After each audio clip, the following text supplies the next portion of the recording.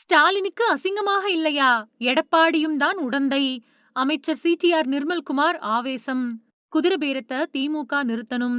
40 கோடி 50 கோடி ரூபாய் கொடுத்து ஒரு எம்எல்ஏவ விலைக்கு வாங்க ஸ்டாலினுக்கு கொஞ்சம் கூட வெக்கமா இல்லையா? மக்கள் உங்களுக்கு எதிரா தீர்ப்பு குடுத்துட்டாங்க. உங்க கூட்டணி கட்சிகள் உங்கள விட்டு வெளியேறிட்டாங்க. எடப்பாடிய முதல்வராக்க கூட்டணி தலைவர்கள் கிட்ட பேசியிருக்கீங்க.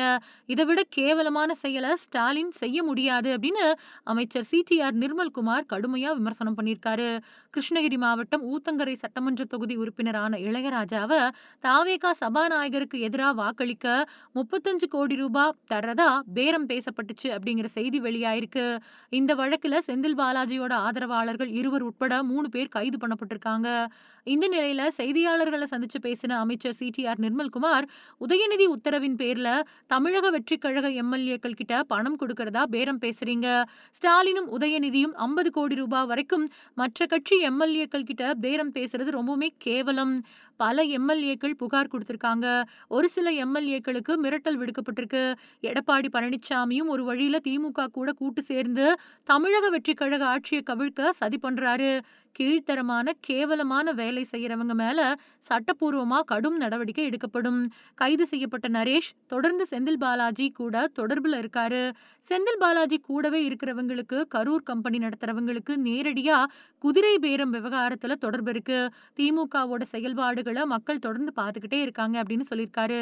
அது மட்டும் இல்லாம குதிரை பேரத்துல ஈடுபட்ட ஸ்டாலினுக்கு கொஞ்சம் கூட வெக்கமா இல்லையா? எடப்பாடி பழனிசாமியை முதல்வராக்க கேவலமா முயற்சி பண்ணிதான் ஸ்டாலின் தோல்வி அடைஞ்சாரு. ஓட்டுக்கு உங்கள மாதிரி பணம் கொடுக்காம தேர்தலை சந்திக்கிறதால எங்களுக்கு தேர்தலை மறுபடியும் சந்திக்கிறதுல பயம் இல்ல. முதல்வர் வேட்பாளரா தோற்ற ஸ்டாலின் தயவு செஞ்சு அரசியல இருந்து விலகிடுங்க. செந்தில் பாலாஜி, அசோக் மாதிரியானவங்களை வச்சுக்கிட்டு அரசியல் பண்ணா இப்படித்தான் தோல்வி அடைவீங்க. திமுகவினர் மாட்டிக்கிட்டதால சமாளிக்கிறதுக்காக முதல்வர் குதிரை பேரம் செய்யறதா திமுக ஆளுநர் கிட்ட கடிதம் கொடுத்திருக்கு. நாங்க யார்கிட்டயாவது பேசணுமா, இல்ல அதுக்கு உரிய ஆதாரம் இருக்குதா அப்படின்னு கேள்வி எழுப்பியிருக்காரு நிர்மல்குமார்.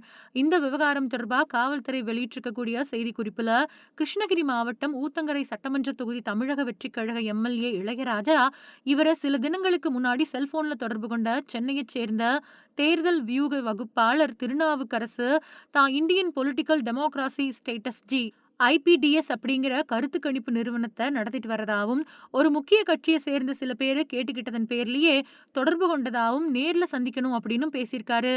ஆனா தான் வேறு பணியில இருக்கிறதா சொன்ன இளையராஜா தொடர்பை துண்டிச்சிருக்காரு. ஆனா மறுபடியும் தொடர்பு கொண்ட திருநாவுக்கரசு எம்எல்ஏ இளையராஜா கிட்ட தமிழ்நாடு சட்டப்பேரவையில சபாநாயகருக்கு எதிராக தீர்மானம் கொண்டு வர போறதாவும், ஆளுங்கட்சி உறுப்பினரா இருந்தாலும் அந்த தீர்மானத்தின் மீதான வாக்கெடுப்பப்போ நாங்க சொல்றது மாதிரி நடந்துக்கணும் அப்படின்னு அதுக்கு சன்மானமா 35 கோடி தர்றதாவும் ஆசை வார்த்தை காட்டியிருக்காரு. இதனால அதிர்ச்சி அடைஞ்ச இளையராஜா, எனக்கு அதுல விருப்பம் இல்ல, இனிமே என்கிட்ட பேசாதீங்க அப்படின்னு கண்டிப்போட சொல்லியிருக்காரு. அது மட்டும் இல்லாம தொடர்ந்து பேசின திருநாவுக்கரசு, தான் பேசினது பத்தி வெளியே தெரிஞ்சா இளையராஜாவும் அவரோட குடும்பத்தினரும் பின் விளைவுகளை சந்திக்க நேரிடும் அப்படின்னு மிரட்டியிருக்காருன்னு சொல்லப்படுது.